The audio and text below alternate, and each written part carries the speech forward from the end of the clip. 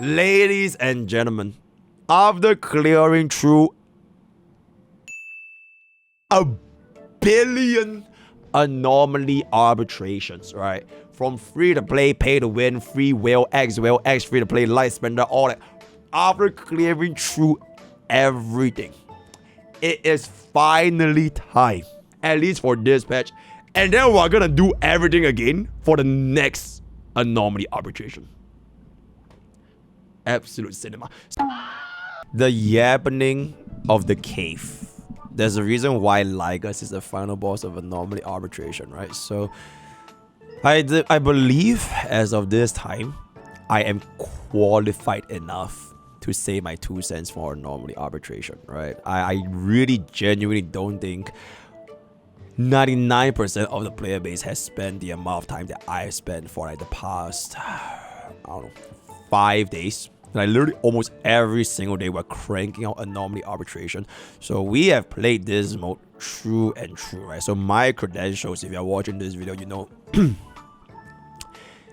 保证保定很好. Alright, so let's talk about the Anomaly Arbitration. Night 1, Night 2, Night 3 first.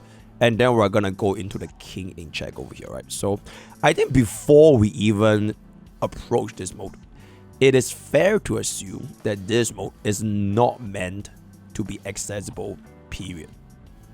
And I know that this sentiment might not be sitting too well with every single, you know, players that are playing HSR, because oh my god, you know, HB inflation, power creep, shilling, rate up units, all units are cooked, right? You have no highest in your cook, you have no tribute in your cook, you have no evan in your cook, you have no catch.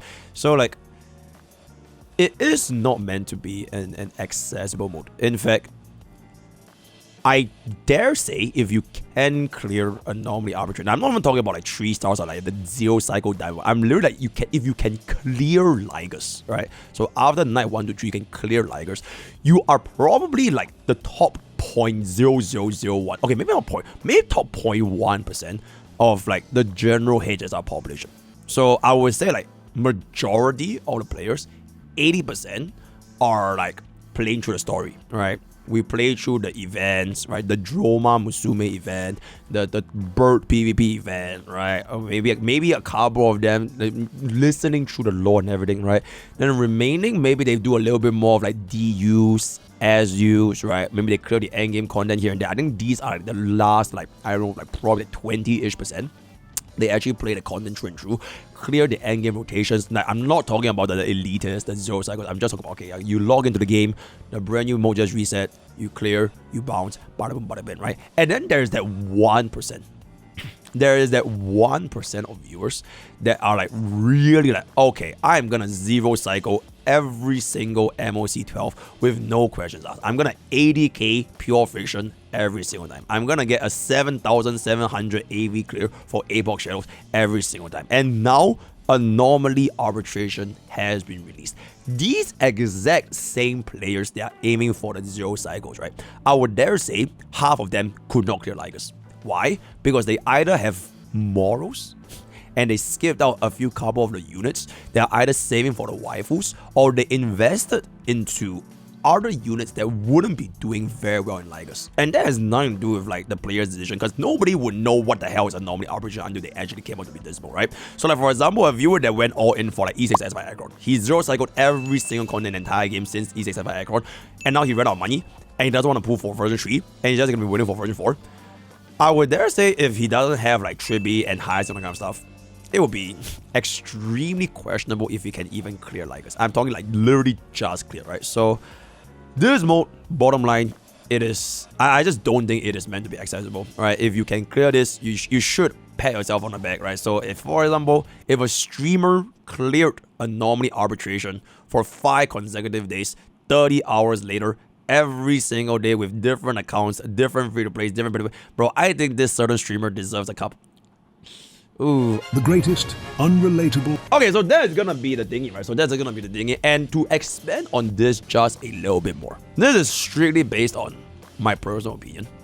You can agree, can disagree, but you know, I love peace, love, and happiness, right? I actually really like Anomaly Arbitration, right? I love the fact that it's so up. You have to like, okay, and I do mean that it is like genuine. Like, if you have lack of access to some units, for example the Fatty Boom Boom, it will make your life infinitely harder, right? Not every single team is meant to feel the same in Anomaly Arbitration. A 7-cost Casualist team is gonna clear infinitely easier than like a 40-cost, I don't know, 40-cost Scylla team, or like a 40-cost like Firefly team. Okay, maybe not 40-cost, maybe like a 40-cost, I don't know, Argenti team, right? Not every single DPS are meant to be the same in Anomaly Arbitration. And that's where I kind of like derive my entertainment from. I don't really care whether or not I clear, don't clear, 3-star, 1-star, 0 cycle. It's more so like the process of me playing through this stage so many goddamn times with so many different units. And it is very obvious that some units to Anomaly Arbitration are like ultra favorable. And nobody would deny this, right? It is very clearly a predatory online casino gambling attempt to induce fear of missing out, guys. I'm going boo, fear of missing out, right? Induce FOMO amongst those few people that are playing this mode to be like, okay, you know what? It's time to get that Casualist. It's time to get that Hyacinth. Oh, I'm getting that Hyacinth S1 on the rerun, right? I'm gonna be getting that E2 Casualist. I want that E2 final. Bro, literally, there's not been a single E0 final clear because every single final clear is E2.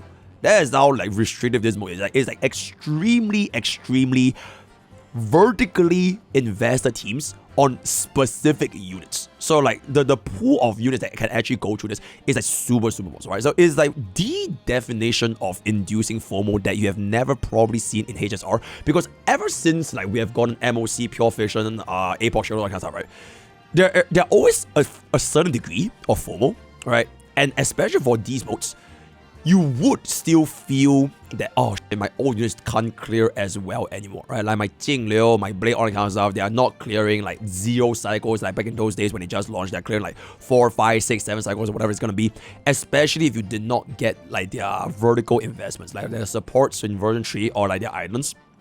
But this mode is really like, no, it's not a matter of you clear slower, it's that you simply cannot clear, period, if you don't have access to a couple of these units. So the shielding is like extremely high to intentionally let you feel the FOMO. And this is where like my main point is gonna be, right? My main point is gonna be, and I'm sure like, you know, there already probably will be like comments and sentiments in the community of like, oh my god, why is Anomaly Arbitration so shield? You know, Hoyoverse gave up, they gave up, they are done, right? That way buys is 20 of your all kind of stuff. Me personally, these things are what shows me that this game at the end of the day is not that deep, especially after you played through other gacha games with real life money on the line. So for example, right, Uma Musume Pretty Derby, the difference between getting a first place in CM and a second place in CM, you are literally losing money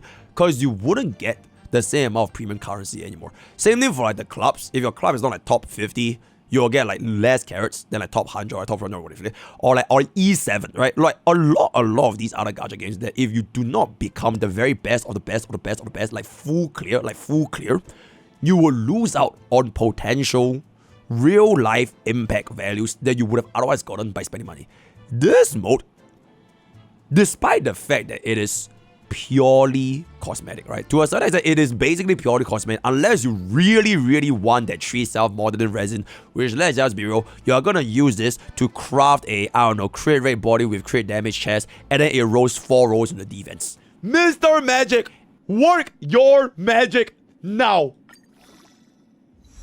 And then one of it, right? And other than that, we do get this variable dice, which honestly is really good, right? Especially if you can clear at least 1 star. But the impact for this, it's so minimal in the grand scheme of things.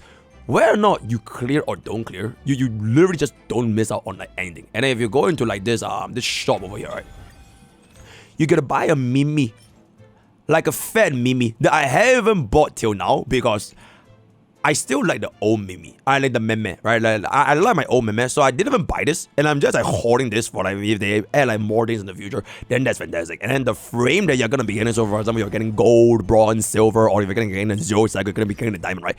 It is like almost everything is basically 100% cosmetic, which is why I feel like this mode, whether you clear or don't clear, is just not that deep. But I can understand the frustrations of if you are trying your absolute hardest, right?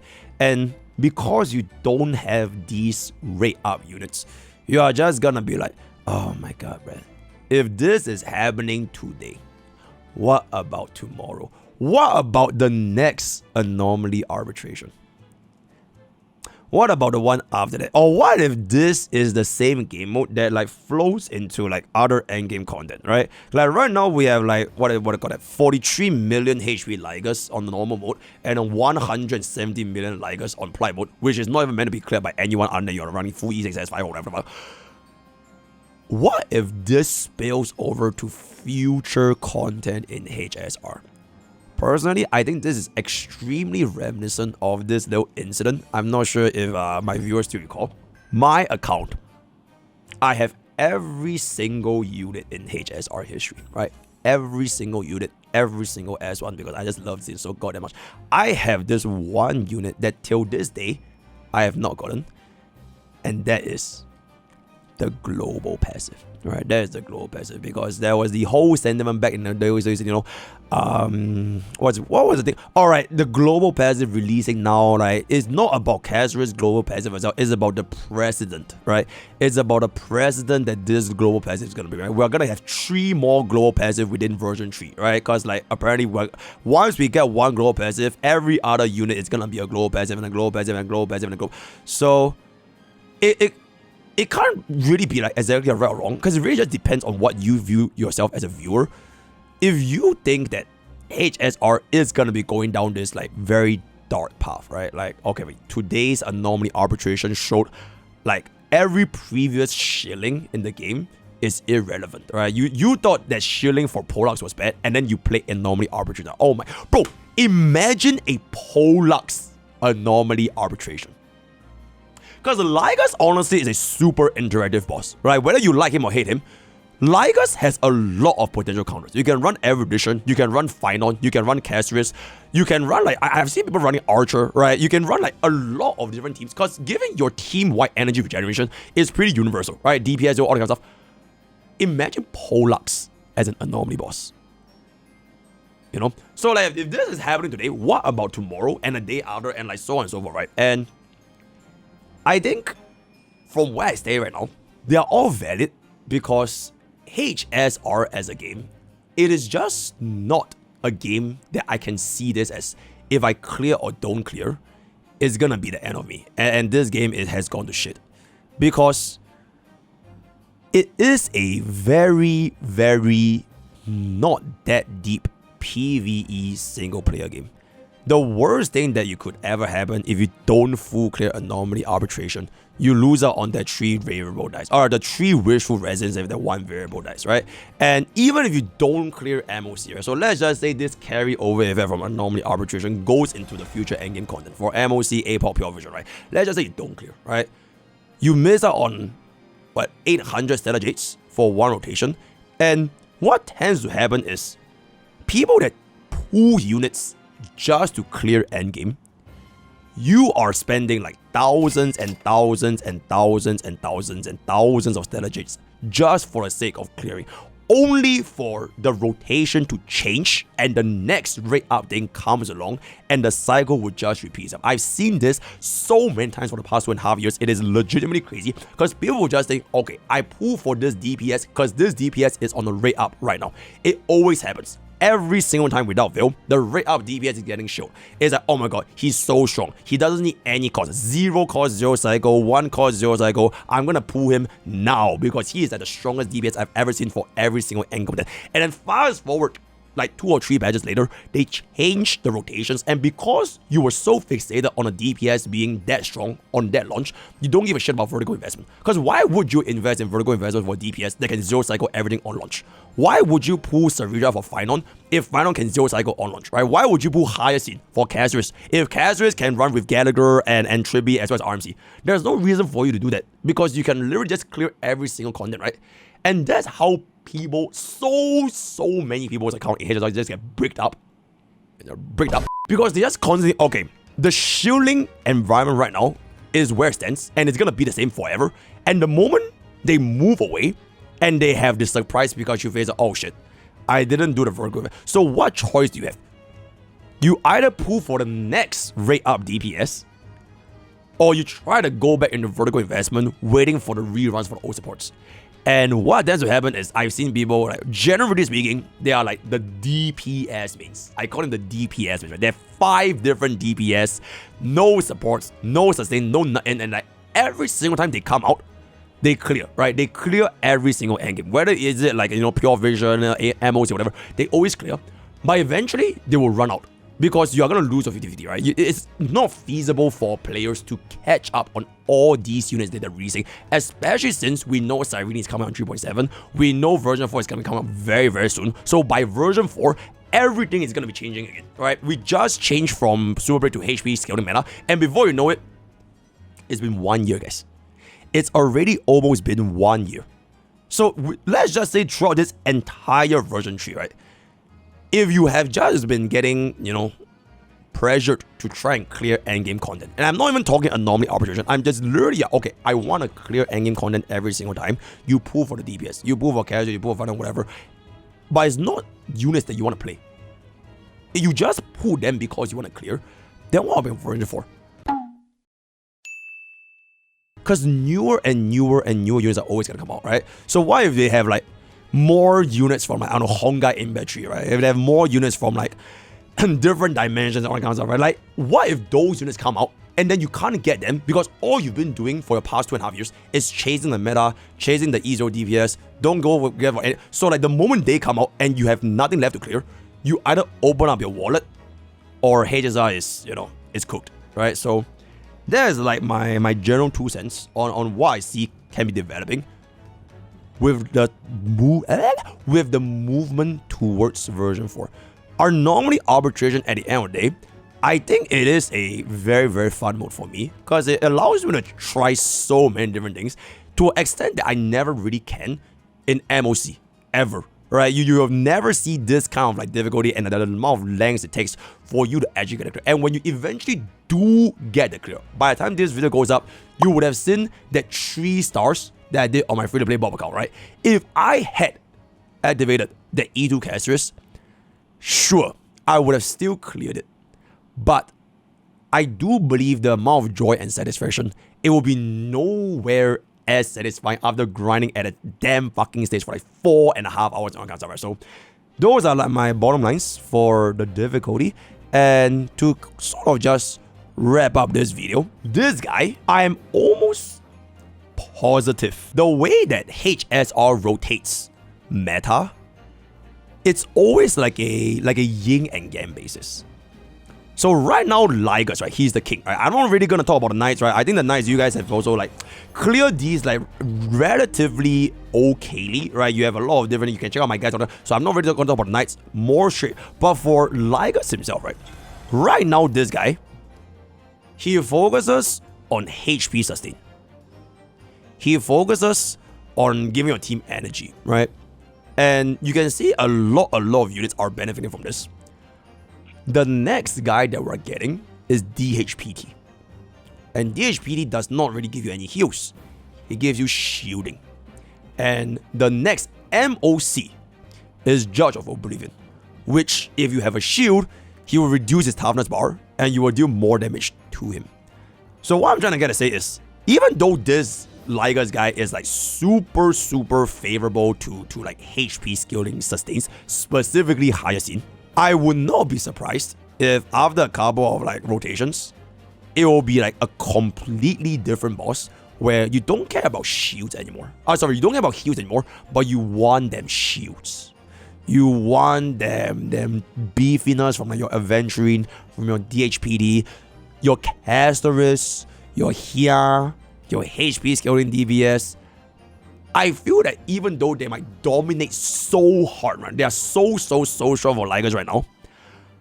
But the moment it changes into something else, I find it very difficult for these same units to pivot. It's a little bit reminiscent of like Super Break, because Super Break is always so strong as long as you can break the toughness bar of the enemy, and if you kill the enemy within that one burst of toughness bar, you're set to go, right? But the moment you can't do that, it's like they literally can't do anything. Like as of right now, Super Break is the worst performing DPS archetype for every single DPS I've seen in Anomaly Arbitration, right? And I wouldn't be surprised if HP scaling might end up in this spot maybe 6 months or 1 down the road. We'll see how well this video aged, right? I'll give this like 1 year, and we'll see what is the meta gonna be in version 4, and if HP scaling is still gonna hold its dominance as of right now, like 7 core 0 and all that kind of stuff after a while, right? So those are gonna be my 2 cents on Anomaly Arbitration, its difficulty, its future. Oh, I guess a quick guide if you're having trouble, pull Hyacinth. Right, if you really, you want to let the FOMO get to you, right? You want to get the gold frame, you want to get the veil. If you really want to clear, just get Hyacinth, right? It will make life a lot easier. I'm not talking about the E6 S5s, right? If you have E6 S5, I think you can try to manage your S a little bit. But if you're like lowest possible cost, actually I have this little guide over here. Wait, hold up. If you are having problems with Anomaly Arbitration, Castoris, Evernight, Tribute, Hyacinth is the lowest cost investment, right? So cost for cost, this is the easiest to go, right? You don't need an E2 final. Everybody here at E0, you are more or less probably going to be able to clear it with the least amount of difficulty. Timing your phase changes, right? Wasting your new bar just for the phase change. ERO of HP Sphere, Evernight, final really wants the E2.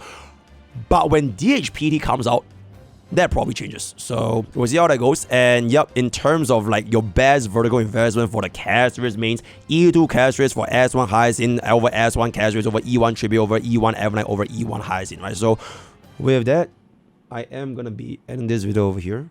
Let me know what you guys think in the comments below. This is legitimately my last Anomaly Arbitration for Lygus. When the next one comes out, oh my god. When the next one comes out, I'll see you guys again for 10 more Anomaly Arbitration videos, right? So, whatever it is gonna be, my throat is there, all the blah, blah, blah, blah, blah, blah. Alright, bye-bye.